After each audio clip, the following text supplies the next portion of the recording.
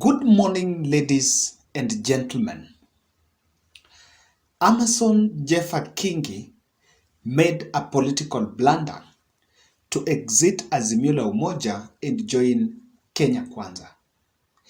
That one is my personal opinion. But I want to show you why I feel that was a political blunder.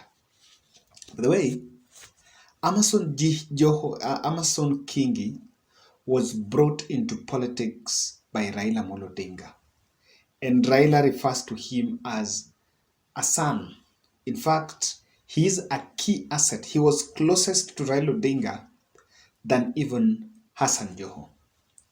But he screwed himself by joining Kenya Kwanza. So I want to show you a video where during a press briefing in Karen, and this video has been trending for some time. But before you watch that, when Amason Kingi joined Deputy President William Ruto, he had some three reasons, which to me are not substantive enough. One was that they wanted, they were not given stake in Azimio. Not in Azimio, as in they were not served with the document. I think the power sharing document, number one. Number two, they were mistreated. And the number three is that in Azimio la Umoja, they did not see the issues, the historical land issues in the coast being put as part of the manifesto. It was not well laid out. Then, according to him, the document that he was carrying standing with William Ruto, no one knows the truth, but he's saying that Kenya Kwanza decided to put a pledge, a promise to address the historical land injustice at the coast, to lay them down, or rather to put them down. So he's there because someone pledged that is going to do it politically and someone wrote it down. That is for software, and that is just for political consumption. That is the sieved information. I wanted to watch this video. Yeah. Is the sound there now? Iko sawa?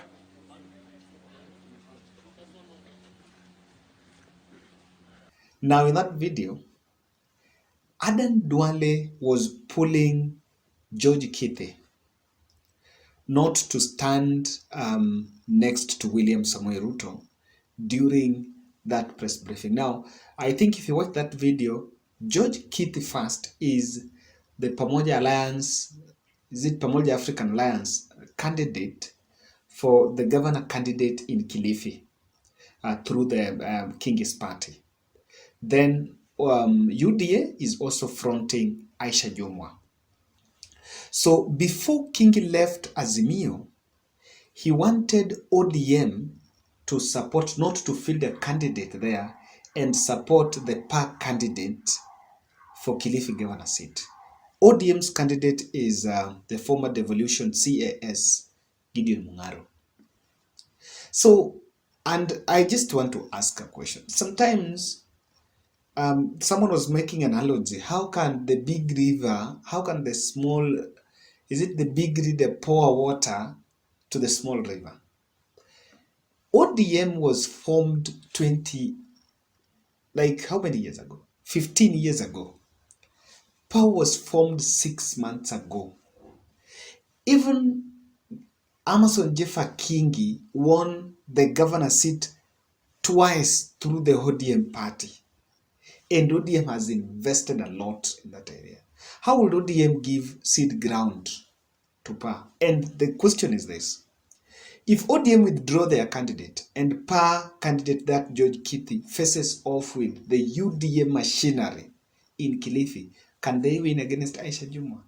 So I found that a little bit very selfless, very selfish. So apparently, if you see the way Adan Duale was pulling this George Kithi, it was because the perception is that they know that the governor candidate is Aisha Jumwa. Then, if you look at that video, Ruto was standing in front. I think I want you to get this photo because this is just the screen grab from it. Ruto was standing in front. Amason Kingi was right behind William Ruto, and Aisha Jumwa was on the right side. So it's even Aisha Jumwa who was visible. Then Kingi was not seen. By the way, throughout that press conference, that George Kithi was not allowed, was not seen. The way Duale pulled him away, that's how he vanished. So if you look at that, it shows you the kind of in hierarchy where Amason Jeffer Kingi is. I'm saying he's a political blunder because of this. The move to join Kenya Kwanza was more like a desperate move. Like he doesn't have an option. So when he goes there, he has no say. William Ruto will not be shocked the next day if he says that per candidate decides to step down for Aisha Jumwa, then maybe that candidate might not even be given the Senate, because before Kithi went for the governor seat, he was vying for Senate and was very strong. My point is this: Amason Kingi has screwed that party. That party do not have a stake there. So, ladies and gentlemen, I don't want us. This video is going to be brief, so I will just want to try to break it down on how this really is going to destroy Amason Kingi. Before we do that, if you're watching this video and you have not yet subscribed, kindly subscribe and also click the notification bell and give us your feedback. I want to read comments of people from the coast, specifically Mombasa and Kilifi. When you walk around town or those areas, or how strong are PA candidates? Can PA win against ODM? Or okay, fine. Can PA win against UDA? That's the question. So, one, this is what is happening. Kilifi and Mombasa, ODM has a massive following. By the way, just this evening, I think Raila Odinga team crashed their program and Raila flew to Kilifi. He was received by Mungaro, I think somewhere around at 1 and at 7 in 7 evening. That is the previous, of course, yesterday. He was received by Mungaro. So he went there and is going to camp there. He's just trying to go ahead of Kingi because after William Ruto signed Alfred Mutua, they went to Machakos, Tala. I'll do some analysis on that. Then I know after that they are now also heading to Kilifi for maybe an induction rally on Amason Kingi. ODM is strong in Kilifi. And so he has actually screwed those candidates that are vying through that PA party.